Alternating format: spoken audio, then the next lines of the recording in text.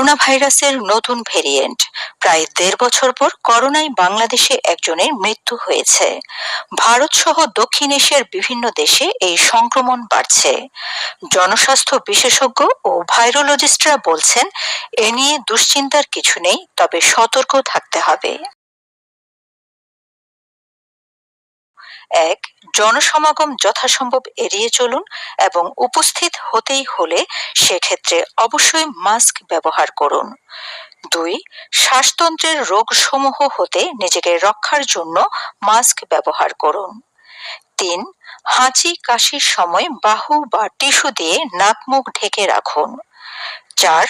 ব্যবহৃত টিস্যুটি অবিলম্বে ঢাকনাযুক্ত ময়লা ফেলার ঝুড়িতে ফেলুন। ৫. ঘন ঘন সাবান ও পানি কিংবা হ্যান্ড স্যানিটাইজার দিয়ে হাত ধুয়ে ফেলুন অন্তত ২০ সেকেন্ড। ৬. অপরিষ্কার হাতে চোখ নাক মুখ ধরবেন না। ৭. আক্রান্ত ব্যক্তিদের সংস্পর্শ এড়িয়ে